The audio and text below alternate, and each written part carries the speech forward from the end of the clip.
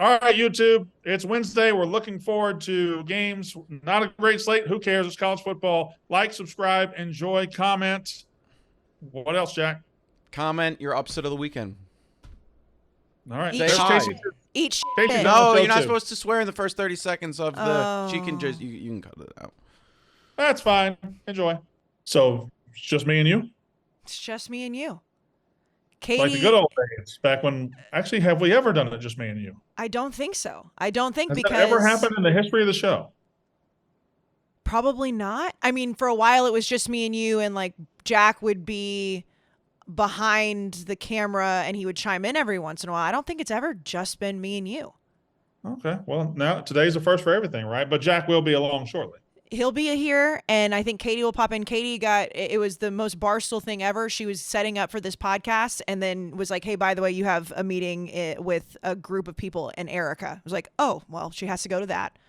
How is that the most Barstool thing ever? To have a meeting with the CEO just pop up out of nowhere. That didn't sound misogynistic.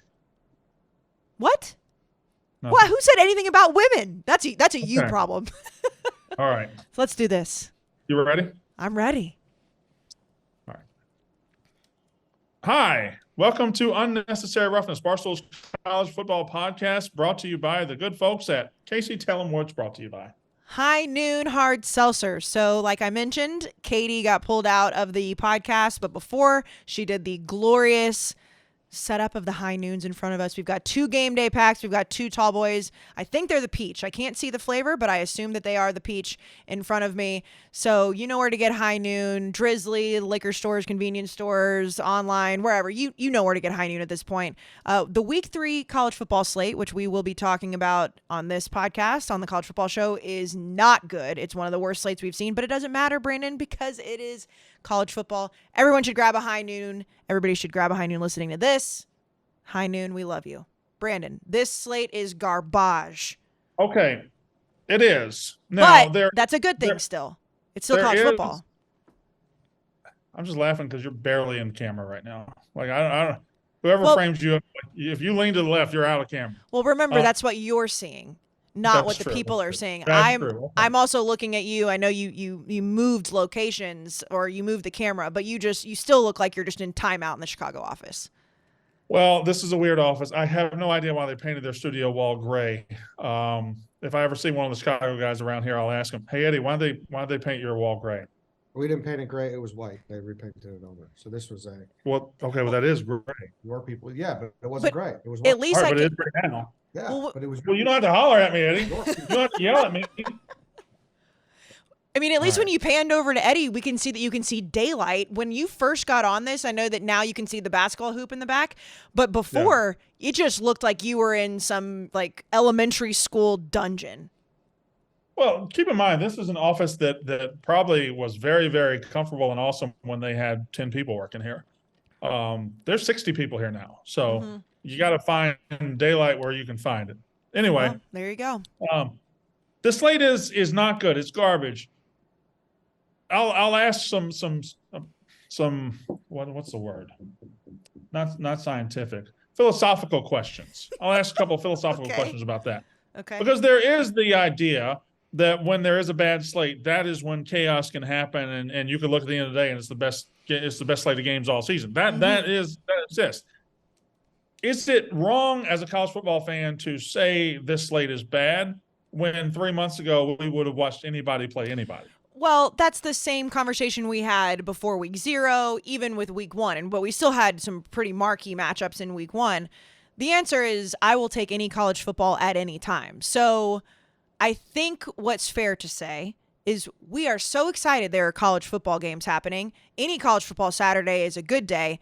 However, in the month of September, when you look at the slates and you look at the weekend, this is very clearly the slate that you look and you say, okay, some crazy shit might happen, but the marquee games are not up to par with the weekends surrounding it. That's fair. Well, it's a fair thing to say. I think it's also fair to say that the season really gets kicked off and really gets into overdrive next week. Week 4 is incredible.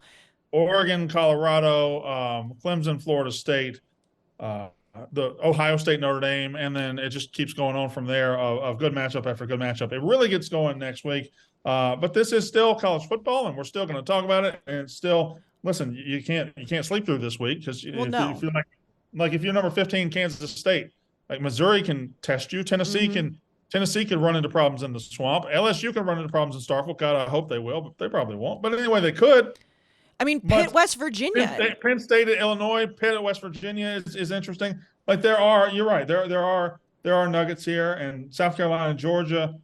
It's not great, but it is in fact college football. Well, and yeah, when I say it's garbage, that's. I hope Katie doesn't just use that clip. Have you noticed, by the way, which I'll take no problem. I'll take any type of promo from the main accounts, but boy, they like to take little tiny clips and put them out to the masses and say this is what was said on this podcast. It's like no context. But I have to ask you before we talk about the games. Your Kirby Smart tweet was very funny today. Well, that's what we're about to talk about. So, we are going to talk about that first. Okay. Yeah, why wouldn't we? I mean, I listen. I am on record saying Kirby Smart is the best coach in the country right now. I think he has passed Nick Saban. He's got the best program in the country, and the Georgia Bulldogs are number one until further notice. I see Jack is walking in. So, Jack, we just started, by the way. And as soon as he puts on headphones, I will just kind of refresh this take. But yeah, I'm on my Kirby Smart shit right now, Jack. Kirby Smart is the best coach in the country. Kirby Smart has the best program. But Kirby Smart is absolutely full of shit. He just is. Last year, he somehow convinced a team full of savages, a team full of killers, a team full of monsters, a team full of five-star superstars that somebody in the world, we still don't know who, said they were going to go 7-5. So when they won the national championship, despite being the number 3 team in the preseason, when they won the national title, they had players being like, yeah, y'all doubted us. Y'all thought we were going to go 7-5. Nobody said that but Kirby Smart when he lied to you. Now, this week he goes on a press conference, and there's a player, South Carolina has a player named Tonka Hemingway. He's a senior defensive lineman, good player. And he was at SEC Media Days 2 months ago. Again, the most useless exercise we do in college football. He was at SEC Media Days, and somebody said, hey, Tonka, what's the toughest place, what's the loudest stadium you played at in your career? And he said, let me think about it.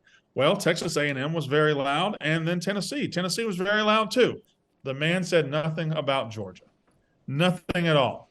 Now, juxtapose that with this week, yesterday, Kirby Smart, in trying to beg his team, his fans to be loud. I don't know why a guy who's won 2 straight national titles has to beg a fan base to be loud.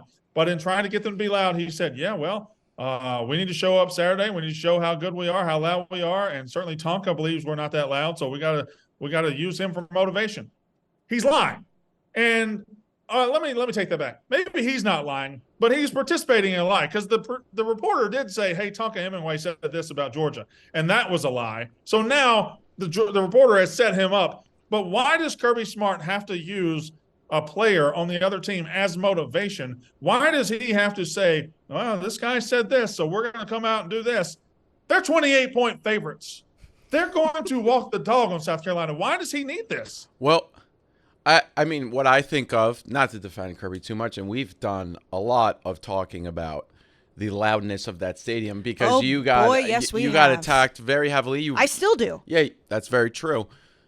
But we watched a 5-part, 7-part documentary about Michael Jordan, and a meme came out of it that was, and I took that personally, and it was George Karl didn't come up to him and say hi to him in the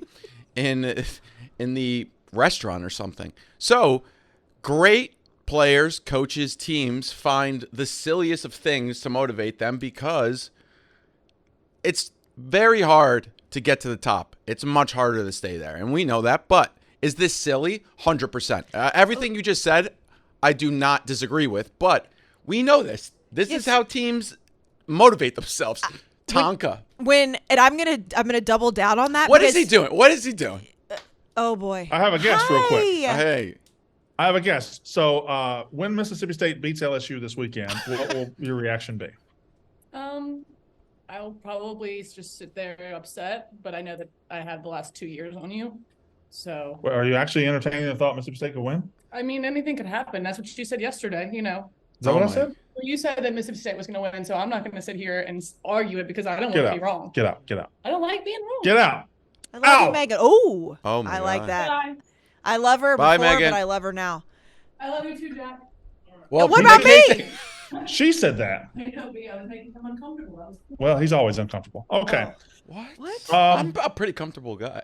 You are Yeah, I pretty guess- comfortable. Yeah. Okay, Go ahead. I'm gonna double down on what Jack said though, because what is Kirby Smart supposed to motivate them with at this point? Like, you can't go in every week and just be like, "Hey guys, we're the best there is." Why can't you? Why can't you? Because Why then can't you say, then Hey, right now guys, you we're can. bet- guys, we're better than that team over there. Go whip their ass. Done. You can, but when you've won back-to-back national titles and you're a 28-point favorite or whatever the line will end up closing at, like, you can't just go in there and be like, all right, guys, listen, like, we're supposed to beat the shit out of them, so I don't know. You've got to find something. Now, this one is not good because the guy didn't say anything about Georgia. So, but why? I still don't understand why you have to use that as motivation. Are you telling me that Georgia's fans are just stupid and they're not going to show up and be loud for their team? Are you telling me Georgia's players are just stupid and think they're going 7-5? Like, We did at what point do hear. the players? At what point do the players and fans like, okay, Kirby, whatever, come on, We- just go beat the shit out of them? We're talking about the same fan base that still will tweet at me about saying that I thought that Tennessee might beat them at home because Georgia is not as loud as other stadiums. Like, they're still tweeting at me about it. They take this shit personally. They do. They do fight. I'm sorry, Jack. I know you've been. Let me just say this, and I'll let you have. No, you're good. Georgia fans do want to claim the loudest stadium in the country, while their head coach has to stand at a press conference and say, "Hey, can y'all please come and be loud?" Go ahead. Also, Jack. you don't have to have everything. It's okay to be just an average stadium. Which is what I You have won- seen. you have the best team. Yeah, And the best, and one of the best coaches. Some people think the best coach. You've got the best talent. You have the easiest schedule in the country, and that wouldn't even necessarily matter. But you've got everything. Gabe- It's okay if you don't have the loudest stadium in the SEC or in the Gabe country. Eicher did tell us when you were it was with us. Yeah. You were here. Sorry, yeah. Brandon mixed- wasn't. I wasn't here. I get mixed up when we did the interviews when you were on maternity leave and when we did interviews when you were here. But he said, "Hey, Oklahoma's stadium, because they got so used to just winning, even though they didn't win national championships, he said it kind of feels a little bit quiet, and you expect the big plays, and that's something that may be happening with Georgia right I mean, now." that's happened to Alabama. It's happened. Well, that's to LA, I Alabama. was about to say, when we did the college football show last week in Tuscaloosa, one of the things that we brought up, and I don't know who brought it up on stage, but of course the crowd did not like it, but it was like they had been told. I've been into Bryant-Denny. I know that it can get loud, but they had been told that it's not as loud because they're so used to winning. So I don't think that that's a crazy thing. They've said it about Texas. Texas like has The the wine quote, and cheese crowd, Yes, like the yeah. quote wine and cheese crowd. It doesn't get very loud in there, and I mean that Texas doesn't have the same thing as Georgia or Alabama because they haven't won a national title in a few years. But still, when you're used to winning, I don't see the hype being as loud as when you go in. Now, that's not true for every single stadium. However, Georgia, if your coach is saying you have to get loud because a South Carolina player didn't mention you in the loudest stadiums in the SEC, that should tell you you don't have one of the loudest stadiums in the SEC. I'm okay with him saying that because I agree with him. It's not the loudest stadium in the SEC. Yeah, I mean, Tonka Hemingway said nothing wrong, and he's going to show up on that field Saturday, and they're going to be barking at him, and he's going to have a target on his back for no reason. It's just weird. And when it's 28-point dogs, like, there's nothing South Carolina can do here to. Anyway. Tonka's got to be like, man, here the we fuck? go. Yeah, he's got to be like, I just want to try to get in the NFL. Maybe I'll have a good game. I'm going up against probably the highest rated left tackle in the history of college football. And I'm not saying that about Georgia's just recruiting. Don't get mad at me. I know Notre Dame fans, I know Joe Alt's very good. But what I'm just saying is the guy's probably like, oh my God, here we go again. And we give you, like I like to give you shit about like RG3's take. That, Yeah, every player is probably going to have like a different take on what the loudest stadium's going to be because it also depends on like what was happening when those two teams met up, like what was going on for the rival team. Like everything is crazy. Also, Now, what time you play the game. Exactly. The RG3 game was a Friday night. It was perfect weather. People were drunk. But like a noon game, which is usually when South Carolina and Georgia play, it's not going to be as loud. right. Also, Tonka was just correct. I mean, A&M is obviously the loudest stadium. And your guys' stadium's built better for like acoustics. Tonka looks like he's prone to cults then if he's falling for the A&M garbage. Well, it's not the A&M garbage. It's just the fact that if you're called a cult, you better be loud. And when you've got like 105 people that are all in a cult stuffed inside of a stadium, I assume it would be loud. We don't need things like cowbells in order to make our crowd loud. We can just use our no, voices. you don't get to have things like cowbells. Okay. Well, you need them because you've got like What would 50,000 people in happen, your stadium. Brandon, if they did try to ban the cowbells? You Yeah. think there'd be a revolt? No, it's been done before. They People just used, don't care. cowbells were banned up until like 2005 or 6. They were fully banned, but we still used them and we still brought them, and we still can't take them into other people's stadiums. But now the SEC stepped in. They have a rule where we can have them, we can ring them, but when the opposing quarterback goes under center, we have to stop ringing them. Do you guys listen to that? Sometimes yes, sometimes no. So Sometimes. technically, the ref could say, if you guys continue this, we will throw a flag on the. He could, but what a dick move that would be. That would be, imagine, and then you guys. I mean, I would help you out.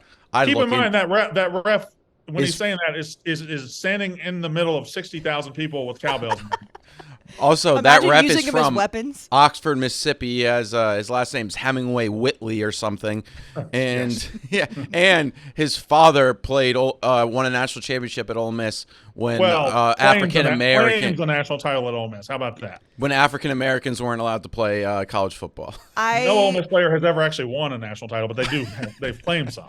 I will say that I would not want to be on the receiving end of a cowbell as a weapon. That seems like Well, that could And be. also, that about every 3 or 4 years, there's an incident where somebody catches a whooping with a cowbell. Of and course makes there a is. touchdown. I'm shocked it doesn't happen more often. Like drunk football fans, drunk sports fans in general, handed something that's made out of like metal or wood. You could kill or- somebody with. You could absolutely kill some. Remember when Myles Garrett started swinging around helmets and we were talking about how he could have killed somebody? I think. hey, Well, that's an A&M guy. I mean, we Yep. got.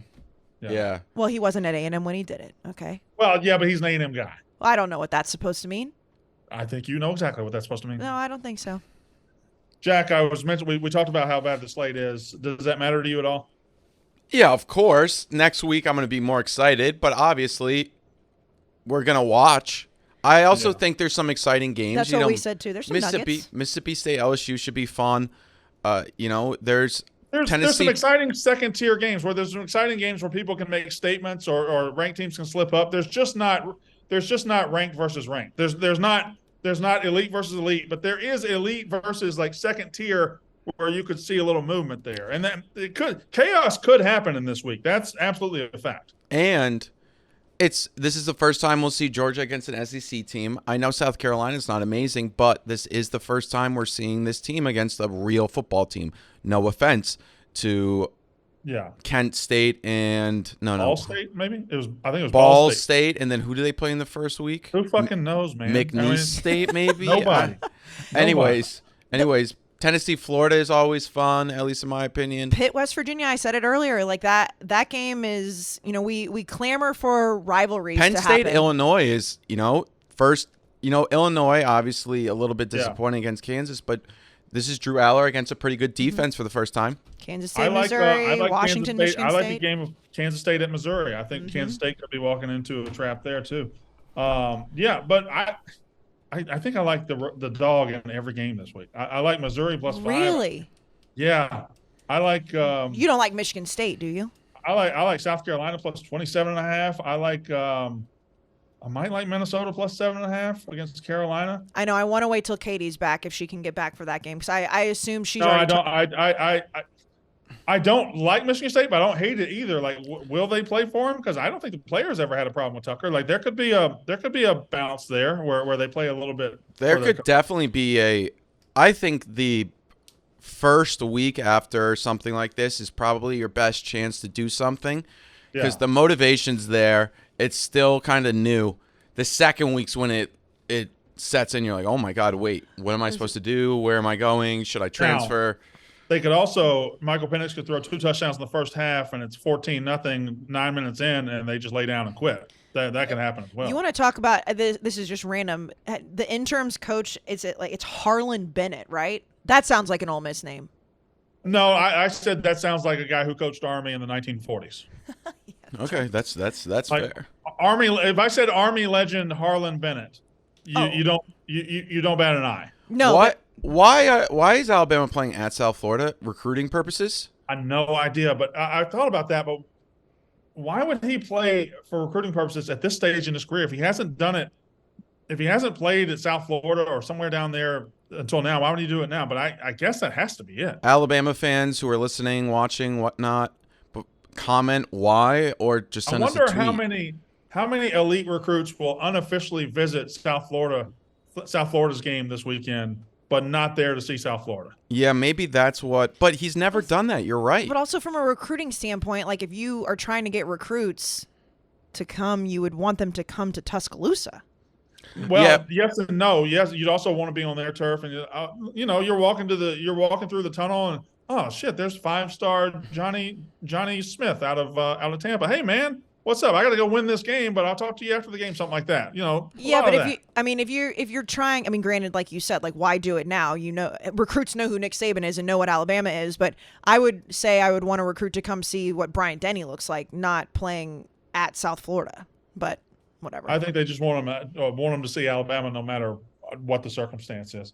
All right, y'all want to dive into it? The slate of games based on our categories. Is there anything else newsworthy that we need to get out there?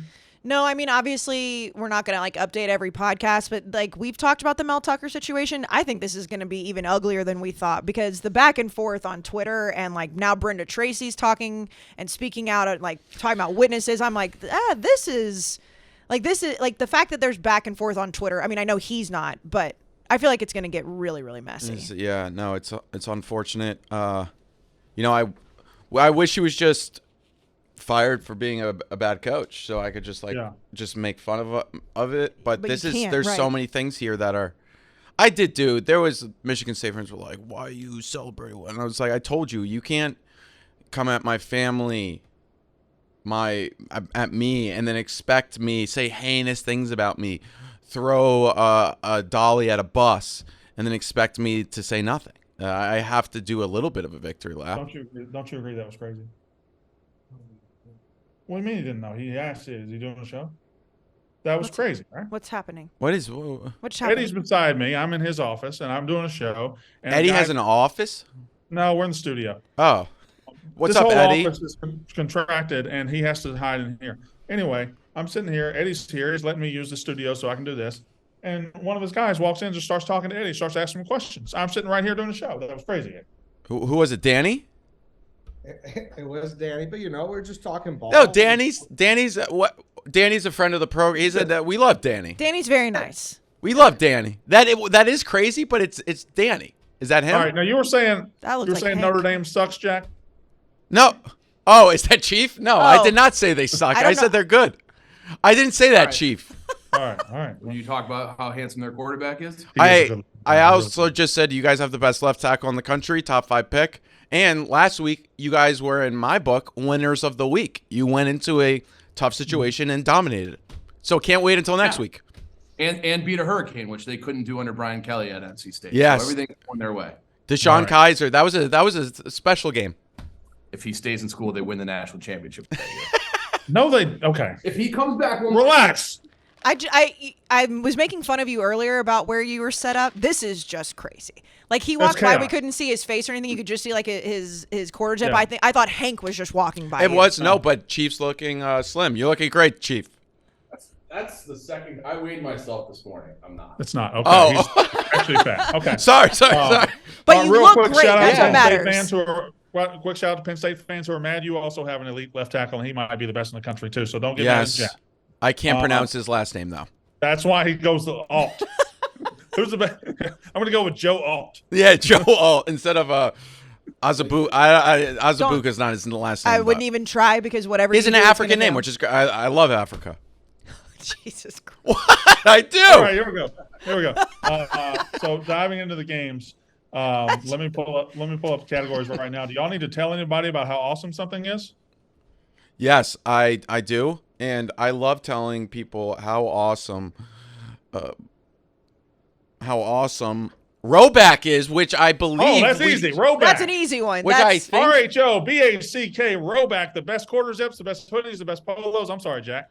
No, I think Chief may have been wearing one when he walked by. It's slim fitting. It makes you look up. He was not, but he should. He would look even slimmer.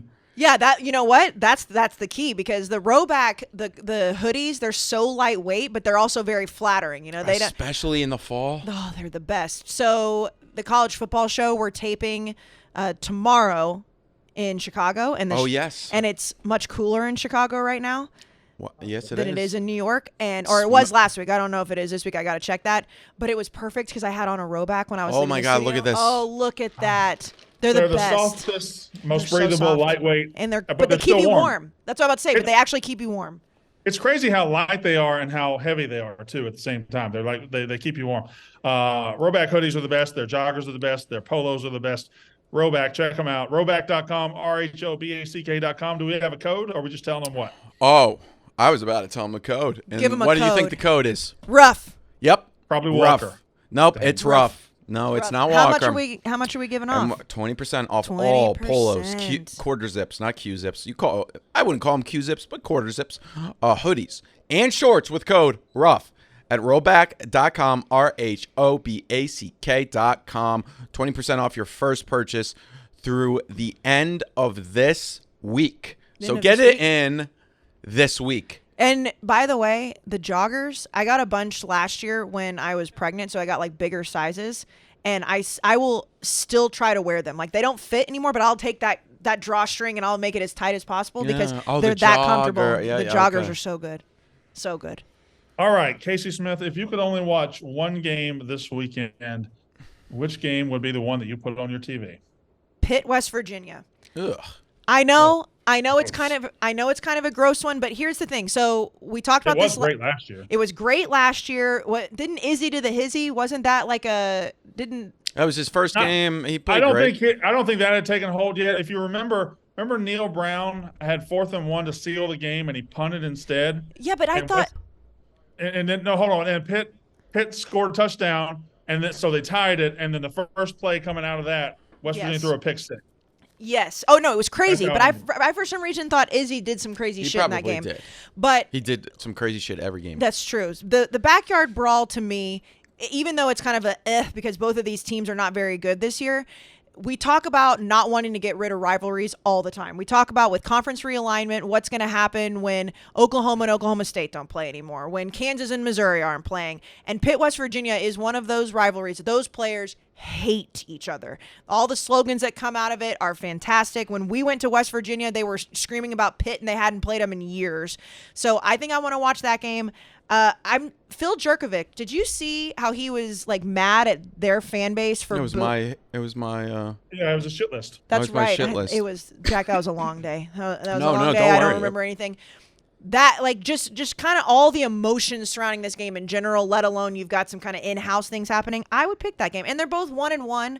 And I don't know what the line is right this second, but I feel like it's going to be a competitive game too. It's going to be gross, but it's going to be awesome. It's probably Pitt by 4 or something. No, it's like a pick 'em. It's like 1.5 right now. Jack, if you could watch one game this weekend, what would it be? I'm going to roll with Tennessee, Florida. I think it's a good test for Tennessee, even though we saw Florida play not great against Utah. But this is still a tough game. Can Florida bounce back? How good will Joe Milton look in his first real start against a real team? Virginia is maybe better than we once thought, but I'm excited to see it. I think it's a rivalry. Should be fun. 7 p.m. in the Swamp. That will be electric. So I'm gonna roll with that. Well, Brandon? the answer is clearly the upset Saturday starts Saturday morning when Mississippi State beats LSU as 10-point dogs in Starkville. That's going to be the thing people remember the most. But the answer really is Tennessee, Florida, and not just for reasons of this year. Although I do think Tennessee is riding high, and they have been for a year and 2 games now. And I think Florida's got something for them. I think Florida's entering that portion where Napier's got to stand up, put some nuts on the table, and fucking do something. But further than that, as a kid of the 90s, this game used to be the game. Every year. This was the game in the SEC. Between like 96 and 02, I would say that was the case. And so I always have nostalgia for it whenever they get together. I love it. All right. What's the next category, Casey? What player are you most excited to see this weekend? I'm going to just continue on what you guys were saying. I'm excited to see Joe Milton because I think we have, first of all, I know I've gone around and around with Florida fans about the Swamp. I personally think the Swamp is overrated because I got so hot all the time. But the Swamp is incredibly electric. It's loud. You've Swamp's got elite. The Swamp is elite. The Swamp is awesome. And this is a game that, Florida fans they've had it circled. Tennessee fans have had it circled. SEC fans, college football fans have had circled. And to watch Joe Milton and really see what he's going to look like against, an SEC defense, what it's going to look like this year for this offense, because we know what Hendon Hooker looked like. We know what that offensive looked like. Can they continue to do that in a very hostile environment? And can he live up to the hype that Tennessee fans were giving him in the offseason? And I think this is a really good test at that, regardless of how I feel about Florida. I don't think that Florida is very good in comparison, but if it's loud enough and he gets rattled, then that'll be a huge factor into that game. So I'm going to say Joe Milton. Jack, what player for you? Yes, I am rolling with Will Rogers. LSU's defense did not look great against Florida State, but it's still, I would assume, a top 25 defense in the country. This is Will Rogers' second game against a pretty decent team. LSU is obviously a tier or two above Arizona. And it's at home. Let's see how he does. Obviously, new offensive coordinator is not throwing the ball as much as he did. I think he has only thrown the ball, like 50 times this year, Brandon? 48 times. He's thrown the ball 48 times this year, and in his career, he has 11 games where he threw the ball more than 48 times. Yeah, that was the stat I saw, which is, that doesn't necessarily mean that it's the wrong approach. We'll see. So I'm most interested to see him. Brandon, who are you most interested to see? Trying to keep it from being an SEC sweep because I hate when that happens. My answer originally was going to be Jalen Milroe because I believe he's entering a phase in his career where after losing to Texas, he has a mediocre game or an average game. We're going to start seeing those three quarterbacks. It's going to start to open up and be a competition. But I'm not going to go there. I'm going to go with Quinn Ewers. Quinn Ewers is at home against Wyoming, and I think the Quinn Ewers Heisman campaign is fully charged up now and ready to go. And if he comes out and puts up 400 yards and 4 touchdowns, look out. I think it would be a 3-horse race. It's an early race. It's a very early race. Let's say 4-horse race of Jordan Travis, who's got a big win under his belt, Quinn Ewers, who has a big win under his belt, Caleb Williams, the defending guy, and then Shedeur Sanders, the new guy on the block. So I think Quinn Ewers would be my guy for that. I like it. Who is on upset alert this weekend, Jack? I think Penn State. Really? Well, they're going on the road. Illinois. Yeah, I'm going to stick with it. I think Illinois has a good defense. If things go wrong with Drew Aller and Penn State, maybe first road game, it's at noon. I could see this game tied in the third quarter, maybe even the fourth. I'm not saying it's going to happen. I'm picking Penn State to win, but I think they should be careful. 14.5-point favorites in a game that has a total of 48.5. It's going to be low scoring. I would be careful if I'm Penn State. I'd be a little bit nervous, but it's a test, so that's good. And you want those tests before the ultimate test.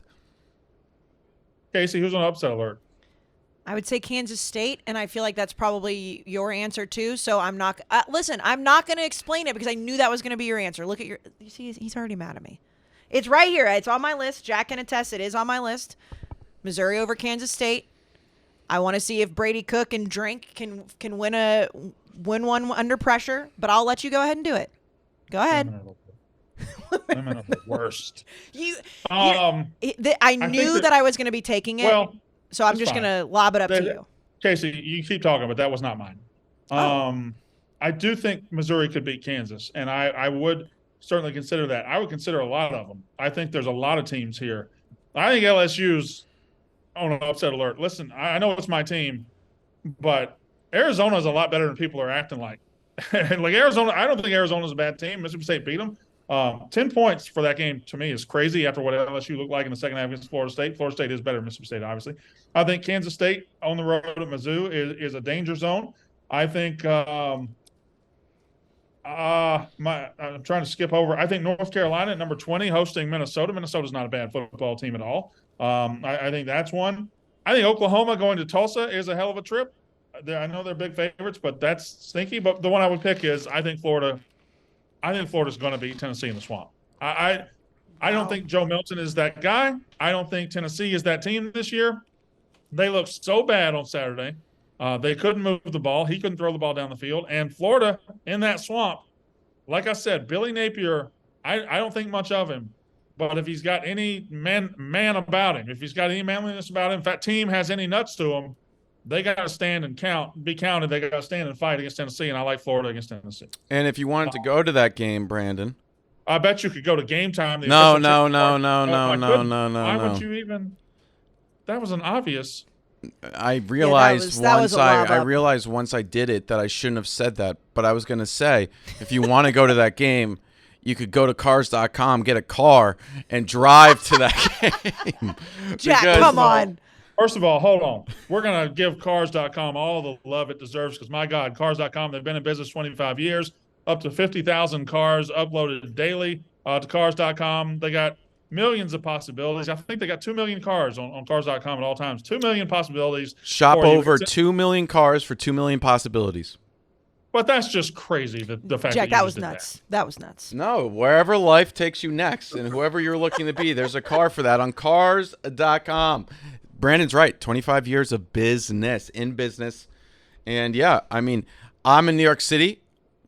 I don't have a car, but if I did, I would go to cars.com and try to find one. I said this the first time we had cars.com that I am also in New York City and I don't have a car, but I have a tiny human that I've got to start transporting around, so I might need to get one. Yep. And cars.com is the place to help you with that possibility. Find your next possibility on cars.com. Where to next? Where to next? Well, where to next for us? We'll be talking about the rest of these games. Is there I feel like all these games are under the radar. Is there an under the radar game that's out there? Maybe I'm gonna throw a wrench into it. Two unranked teams that'll give us a hell of a game. That'll be one of the games of the weekend. Casey, I almost feel like you can just use yours again. I don't want to talk. Well, my Pitt, Not West Texas Virginia. A&M, asshole. Oh, I was. I was talking Just about don't Pitt, even West do Virginia. it. Yeah, no, Pitt, West Virginia is definitely under the radar. I think that, but I don't. But see, here's the thing: when I think of under the radar, I don't think of that game because it is a very heated rivalry. Like with the backyard brawl, regardless if the two teams are ranked or not, people care about this. This game kind of feels under the radar. I think because it's just kind of like, man, it wasn't a good game last year. But BYU Arkansas to me is really like standing out. And Sam Pittman's been talking about this week how he thinks that this is a better BYU team than last year. Obviously, they're both 2-0. BYU hasn't had some super impressive wins.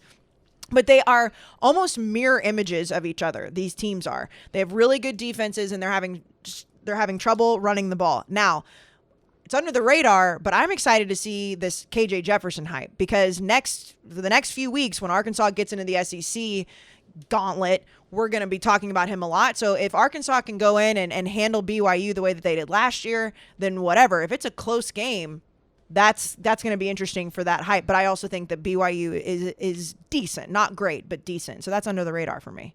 All right, Jack. Washington, Michigan State. I think, it's 2-0 teams.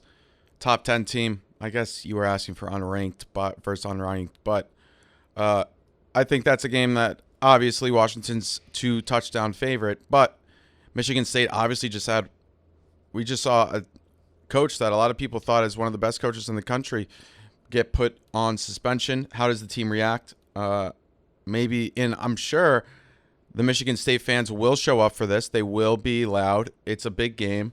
We know that fan base is loud on and off the field. So that could be a under the radar game that is close late into the evening. All right, I have two. Number one is 6:30 p.m. on NBC. Syracuse at Purdue. Syracuse 2-0. Purdue 1-1. This was an incredible game last year. If you remember in the whatever they call the Carrier Dome now, I think it went down to the very last. I think there was a last-second touchdown or field goal. It was very close. Syracuse 2-0. They could go 3-0 with a road win at Purdue. I mean, what did they start? 5-0 last year or 6-0, and they ended up losing the rest of them. But yeah, I think that's hype last an interesting year. one. And I think JMU at Troy. Troy just lost. They're 1-1. They lost at Kansas State as heavy dogs. But JMU went on the road, beat West Virginia. Not West Virginia. They went on the road, beat Virginia. But JMU Troy is one of those sneaky mid-major games that's going to be good as hell. So I think those are your two to look at. TCU at Houston isn't bad either. Like TCU, we got to see where they're at after Colorado came and scalped them a couple of weeks ago, and Houston, they lost to Rice last week. So this is the first Big 12 game ever for the Houston Cougars, and we got to see what it's like.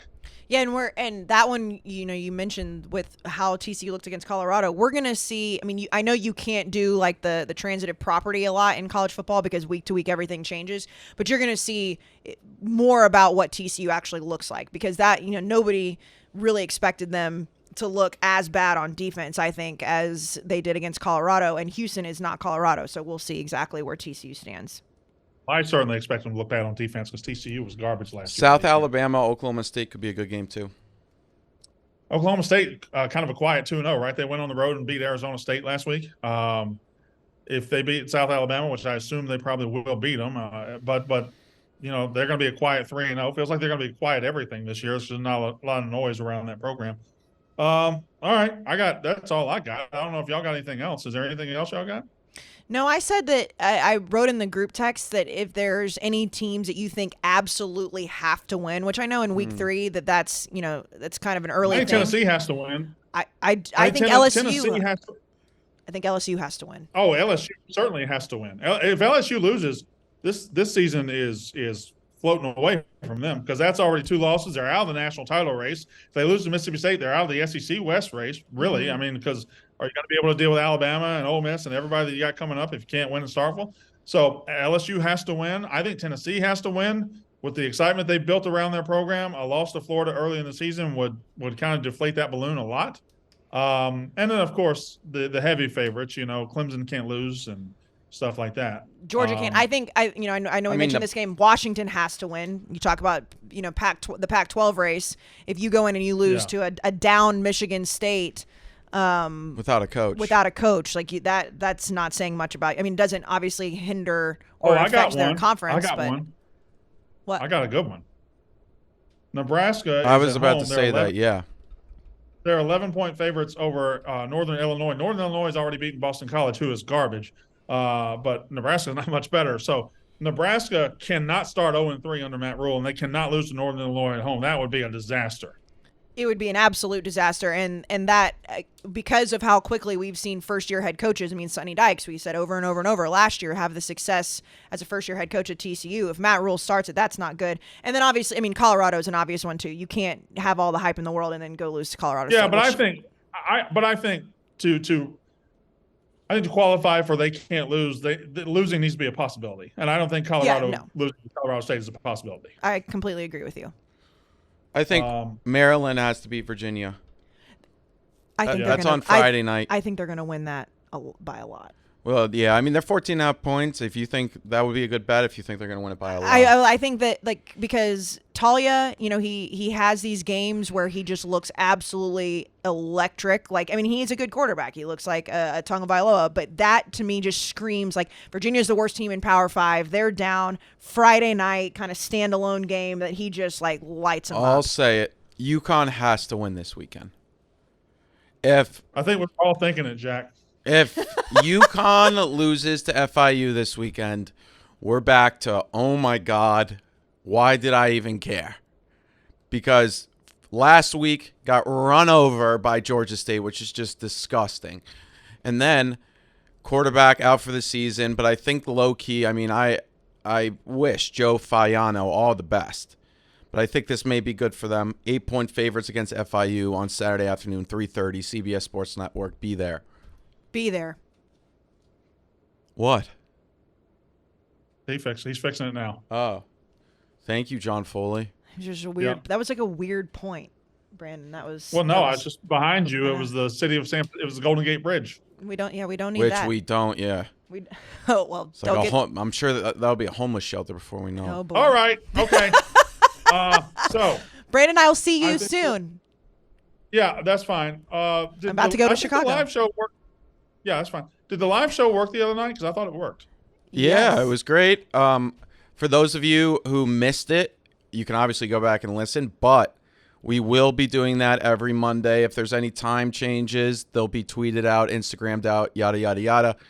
It's The chat, I mean, we had a lot of success. There was 1,000 people watching with us, sending chat. The chat was too fast. I was trying to get questions, That's when you know it's a good thing. but it was fun. And then I switched Brandon up to the slot that he wanted in the boxes. Yes. I never requested that. That's No, not- no, I know, course no, not. no, I, Of well, course yeah, not. no, of course not. Yeah. The fact that we did little to no promo for that and it had that many people just like on a whim jump in was awesome. But if you're listening, Well, that's in- why I want to say it here on the podcast. If you're a podcast listener, we didn't really announce that beforehand, but every Monday night at 6:30 Central, 7:30 Eastern. That's right? 7:30 Yes. Eastern, 6:30 Yes. Central. Yes. Every Oh, Monday I'm night, the only one that 6:30 has trouble with time zones now. Stop talking to me. Anyway, every Monday night, we're going to do it live on our YouTube, and you can show up and be in the chat, and it can be us back and forth. Us and I the think Roughnecks. we'll So there you go. even stream it next time on our Twitter too. But the thing with the Twitter is you won't be able to send questions if you're watching on Twitter. But if you're on Okay. YouTube, you can. I've got to learn how to be able to watch both because it just distracts me. But Don't whatever. look at the chat. You don't need to. Okay, never mind. You'll see the good chats that pop up on the screen. And people are asking about super chats. We'll try to figure that out. I don't care about super chats. All right. Here's the thing. It's like not going to our pocket. Well, I guess it is to Barstool. I'm leaving. That's good. That's unnecessary roughness. Anything else? Nope. See you in Chicago. All right. That's unnecessary roughness. Oh, congrats on your launch of your show. Oh, yeah, it looks like it's congratulations. going great. A lot of Thank you. viewers. And I'm very talented. Yes. well, we Oh, know Jesus. that, but I just wanted to say congrats, and everybody should tune into Mostly Sports. Thank you. Every day at sports, 9 yes. Central. Thank you very much. All right. That's unnecessary roughness.